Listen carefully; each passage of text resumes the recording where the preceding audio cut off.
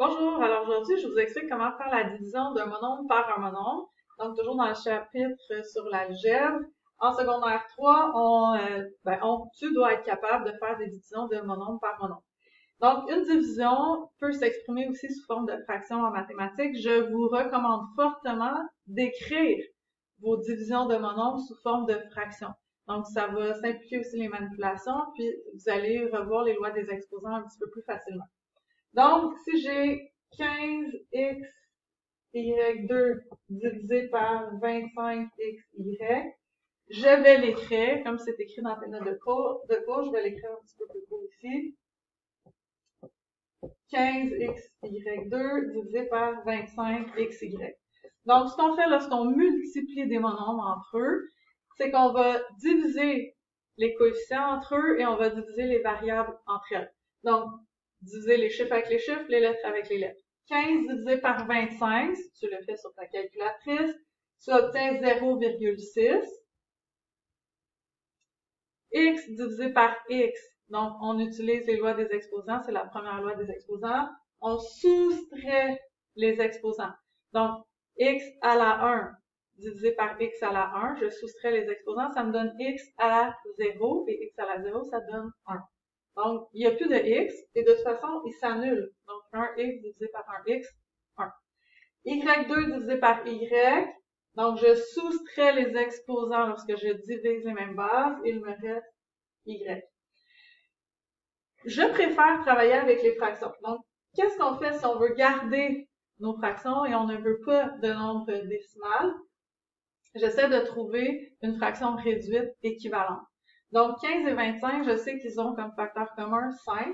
Alors, je peux diviser 15 par 5 et 25 par 5. Je vais obtenir 3 cinquièmes. Et 3 cinquièmes, ça correspond à 0,6. X divisé par X, ça s'annule, ça donne 1. Et Y2 divisé par Y, ça me donne Y. Donc, 0,6 Y ou 3 cinquièmes Y, c'est équivalent, c'est la même chose. Je préfère l'écriture fractionnaire. Donc, tu préfères l'écriture fractionnaire aussi, mais ça reste que c'est la même réponse. Donc, pour tes notes de cours, tu dois compléter. Division d'un polynôme par un monombre. Donc là, on vient de faire le monombre par un monombre. Le polynôme par un monombre, c'est de diviser chacun des termes du numérateur par le terme du dénominateur. Donc, ce qu'on fait, c'est qu'on divise chacun des termes qui est en haut par celui du bas. En secondaire 4, vous allez faire des divisions de polynôme par polynôme, division crochet, vous allez avoir beaucoup de plaisir, je vous le garantis. Donc, on se pratique cette année avec polynôme divisé par monombre. J'ai une division ici. La première partie, donc 24x moins 4, c'est un binôme qu'on divise par un monombre. Je vous recommande fortement d'écrire votre division sous forme de fraction. Donc, 22x moins 4 divisé par 2. Ce que je fais, c'est que chacun des termes du numérateur va être divisé par le dénominateur. Donc, 22x divisé par 2 moins 4 divisé par 2. Là, je l'ai écrit vraiment au long, mais sur le prochain, je vais vous montrer une autre démarche que je peux utiliser. 22 divisé par 2, 22x divisé par 2, ça devient une division de monombre. Donc, c'est ce que j'ai expliqué un petit peu avant. Je divise les chiffres avec les chiffres, les lettres avec les lettres. 22 divisé par 2, 11. X divisé par aucune autre variable, ça reste x. Moins 4 divisé par 2, moins 2. Donc, je fais attention aux signes. J'ordonne le polynôme. Donc, le résultat de la division, 11x moins 2. Je fais l'autre exemple avec vous.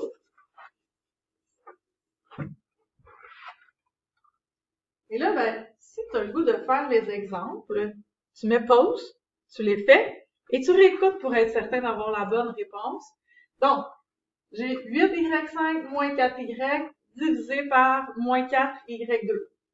Je réécris sous forme de fraction et je fais bien attention aux signes.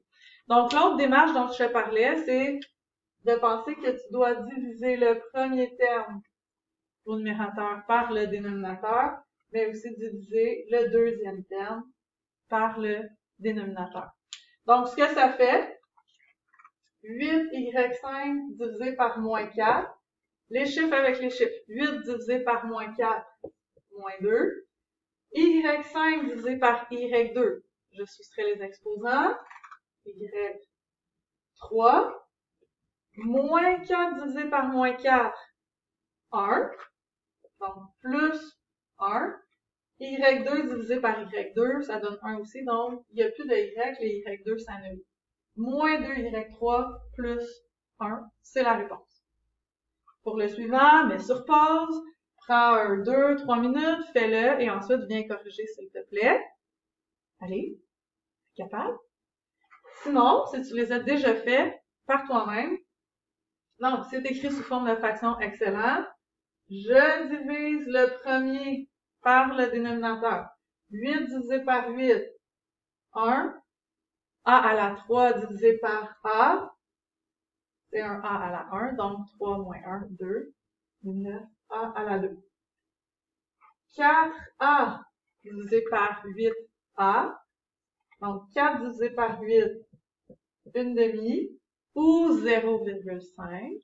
Donc si tu utilises A à la 2 plus 0,5. A divisé par A, ça s'annule, donc ça reste comme ça. Le polynôme est ordonné. On n'écrit plus le 1 quand le coefficient est 1. Donc ça fait A à la 2 plus une demi, ou A à la 2 plus 0,5.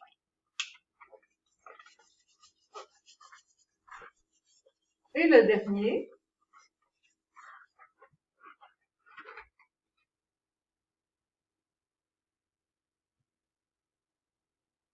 et les deux derniers, pardon, moins 21x6 divisé par, moins 2x divisé par 5x à la 5, je divise le premier par le dénominateur, le deuxième par le dénominateur, 21 cinquième, x à la 1, moins 2 cinquièmes, x à la moins 3, puisque je soustrais les exposants. On n'accepte pas d'exposants négatifs dans les expressions algébriques, donc on doit s'organiser pour que l'exposant négatif devienne positif. Là encore, vous pouvez aller vous référer aux vidéos sur les lois des exposants. Ça devient 21x sur 5 moins 2 sur 5x à la 3. Puisque lorsque le x exposant moins 3 est au numérateur, lorsque je l'envoie au dénominateur, le signe de l'exposant va changer et le polynôme est ordonné.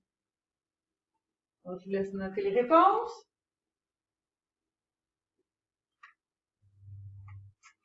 Le dernier,